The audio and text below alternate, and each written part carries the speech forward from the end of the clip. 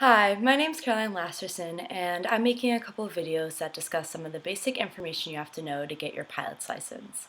In my previous videos, I've talked about controlling the aircraft and straight and level flight. Today, I'm going to talk about one of the most important aspects of flying, takeoff. Even though takeoff is actually pretty simple, it's considered one of the most hazardous phases of flight. This is because the plane is at a high angle of attack and doesn't have full airspeed yet. This makes stalling a really possible consequence. Also, if there's trouble with the airplane or engine, you would find out about it at takeoff and wouldn't be high enough to complete an emergency landing. So, takeoff is important to know about. Normal takeoff is when the airplane is heading into the wind or the crosswind is light. It's also when the runway is considered long enough for a gradual acceleration and there are no obstacles to be avoided. There are three main parts of a normal takeoff: the takeoff roll, liftoff, which is also called the rotation, and the initial climb. The takeoff roll is the segment of the takeoff when the airplane is accelerated from a standstill to an airspeed that provides sufficient lift. The nose wheel should be positioned straight and centered on the runway. Next, the pilot should release the brake and keep the balls of their feet on the rudder control to control direction. The plane tends to yaw left due to the propeller and engine torque. The throttle should then be advanced smoothly to takeoff power, which in my plane is full power. Abrupt application makes it more likely for the plane to yaw sharply left. Eventually, the student should be able to feel when the plane wants to lift off by the slight resistance of the controls instead of fixating on the airspeed indicator. The development of feel is helpful for this phase of flight. The next aspect of takeoff is the liftoff or rotation. The rotation is the act of becoming airborne and results from lifting of the airplane off the ground or the pilot rotating the nose of the plane for an increase in the angle of attack. Ideal takeoff attitude requires only minimum pitch adjustments shortly after the plane takes off to attain the best rate of climb speed, which is also known as Vy.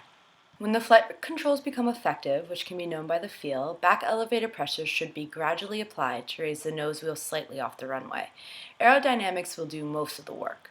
Airplanes can be forced into the air, but it isn't recommended because too much angle of attack at a slow speed can result in the airplane settling back down on the runway or even stalling. After the liftoff is the initial climb, which begins when the plane has left the ground and the pitch attitude has been established. When the plane reaches a safe maneuvering altitude, the initial climb and takeoff is complete. The goal of the initial climb is to maintain the pitch attitude in order to get the Vy, or the speed at which the airplane will gain the most altitude in the shortest period of time. The airplane will pick up speed rapidly when it becomes airborne, and takeoff power should be maintained until at least 500 feet above the ground or clear of any obstacles. This is so the pilot has more maneuvering space in case of an engine failure or other emergency. Since the power is at a fixed setting, speed has to be adjusted by the pitch. A higher angle of attack equals less airspeed, and a lower angle of attack equals more speed. After the recommended climb speed is reached and a safe altitude is established, power, pitch, and trim should be adjusted for straight and level flight. Ground effect reduces the upwash, downwash, and wingtip vortices. Reduced wingtip vortices creates less induced drag. As the airplane lifts out of ground effect, the airplane will experience a number of aerodynamic changes. When leaving ground effect, the airplane will require an increased angle of attack to maintain the same lift coefficient because the ground effect created a cushion of air that assisted the lift. The airplane will also experience an increase in induced drag and more power is required. Additional power compensates for the increased drag, but the engine is usually at full power during takeoff. That's why taking off at the recommended speed is important.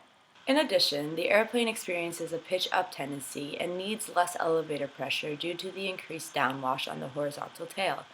Static pressure is also reduced and indicated airspeed increases. So, ground effect is useful during takeoff to obtain a true flying speed in bad runway conditions. If the runway is too short or it's too rough or soft, the plane can take off before takeoff speed is required and fly in the ground effect. Then, when speed reaches the climb speed, the plane can take off while floating in the air. So those are the main components of a normal takeoff. I keep saying normal takeoff instead of just takeoff because takeoff procedures change due to wind conditions and runway conditions. A lot of the times more steps are added, like in a short field takeoff when you float in the ground effect. I might be able to get into specialized takeoffs in another video, but I'm not sure. Anyways, thanks for watching and learning about the basics of takeoff, and please check back for more videos. Thanks. Hi, my name is Caroline Lasterson, and I'm making some videos that talk about some of the basic information a pilot needs to know in order to get his or her private pilot's license. In my previous videos, I've talked about controlling the aircraft, straight and level flight, and takeoff. Today I'm going to talk about arguably the most important part of flying, landing. Landing, in my opinion, is the hardest and most significant part of flying. There are a lot of steps to remember, and if you can't land, flying becomes obviously difficult and dangerous. It's also a critical phase of flight due to the decrease in airspeed and increase in the angle of attack, which makes stalling a real possibility. An interesting characteristic of landing is that the controls seem to switch functions. So instead of power adjusting airspeed and pitch controlling the altitude, the opposite occurs. During a landing, reducing the power makes the plane descend at a higher rate, and increasing the angle of attack makes the plane fly slower. Most landings require a specific approach to the runway. This changes depending on the airport, but the most general aspects of a normal landing are the base leg, the final approach, the round out, the touchdown, and the after landing roll. The base leg is when the plane is perpendicular to the approach side of the runway. During this phase, the pilot needs to accurately judge the altitude and distance needed for a gradual descent to the chosen landing point. The distance needed depends on the altitude of the base leg, effect of wind, and the amount of flaps. For example, when there is a strong wind or the flaps are used to produce a steep descent angle, the base leg must be positioned closer to the runway. After turning onto the base leg, power should be reduced and airspeed should be 1.4 VSO. VSO is the stalling speed with the power off and full flaps and depends on the aircraft. So if the VSO of your plane is 60 knots, speed on the base should be about 84 knots. The base leg isn't finished until a medium or shallow bank turn aligns the airplane with the central line of the runway. The turn is a descending turn with a slow speed, which increases the chance of a stall. Since this is one of the most critical phases of the landing and of flying in general, a safe altitude and non-steep turn are necessary aspects of this maneuver. The final approach starts when the plane is aligned with the centerline of the runway after turning out of the base leg. After aligning the airplane, final flap settings should be set and pitch altitude should be adjusted as required for the desired rate of descent. The speed during this phase should be around 1.3 VSO, or 78 knots if your plane's VSO is 60 knots. Trim is important to use to relieve control pressure, maintain a constant rate, and increase the angle of attack for a slower airspeed. Four distinct forces, lift, drag, thrust, and weight, affect the descent angle. If all the forces are constant, descent is constant, but this is rarely the case. The pilot controls the forces by adjusting airspeed, altitude, power, and drag through flaps. A change on any of these variables requires a coordinated change with another controllable variable. For example, if the pitch is adjusted to a high angle of attack, the plane would descend rapidly without an increase in power. A good final approach is characterized by descending at an angle and airspeed that would result in the airplane landing with a minimum amount of floating, aka a semi-stalled condition. To do this, power and pitch should be adjusted at the same time throughout the approach. Power sometimes is completely stopped, but landing with partial power gives the pilot more variables to control.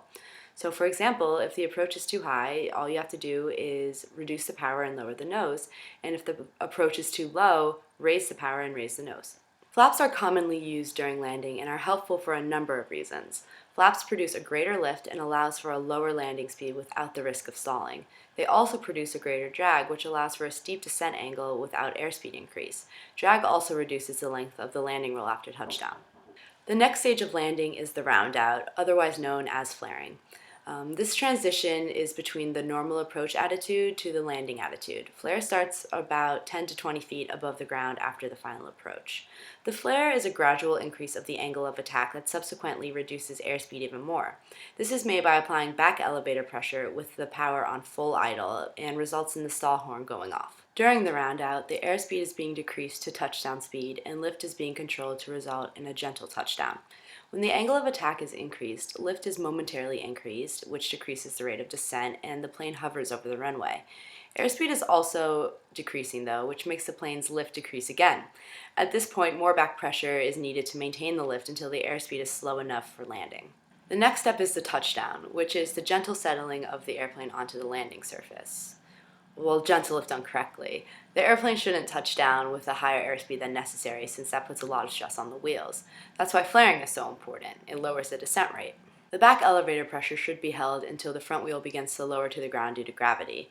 Sometimes additional throttle pressure during the flare can increase the descent time and make the landing softer. The after landing roll is simply when, after landing, the plane is moving down the runway until it reaches an appropriate taxiing speed. An important concept about visual flight rules landing is the stabilized approach concept. If the landing is stabilized, which means the airplane is descending at a constant rate in airspeed, the airplane will be heading in a straight line towards a specific spot on the ground ahead. The airplane doesn't actually touch down at this spot because of the float caused during flaring. The nose is also not pointed at this spot due to the high angle of attack, but the airplane is heading towards it anyways. This aiming point does not move in relation to the horizon, which allows the pilot to reference the spot in order to maintain a constant rate of descent. If stabilized, the image the pilot sees of the runway will be a trapezoid of proportionally larger dimensions the closer the plane is. The shape of the trapezoid does not change unless the approach angle is changing. If the approach is shallower, the runway will appear to shorten and become wider. If the approach is steeper, the runway will appear to lengthen and become narrower. Due to all the variables that change during flying, sometimes the aiming spot would result in either undershooting or overshooting the desired landing spot. If you're going to undershoot the touchdown spot, more pitch attitude and power will help. If you're going to overshoot the touchdown spot, decrease the pitch attitude and power. So that's the basics of a normal landing. There are all sorts of different types of landing based on different environments, like if the runway is short or there's a heavy crosswind, but all those maneuvers are just variables of a normal landing. Thanks for watching, and I hope I'll make some more videos soon. Bye!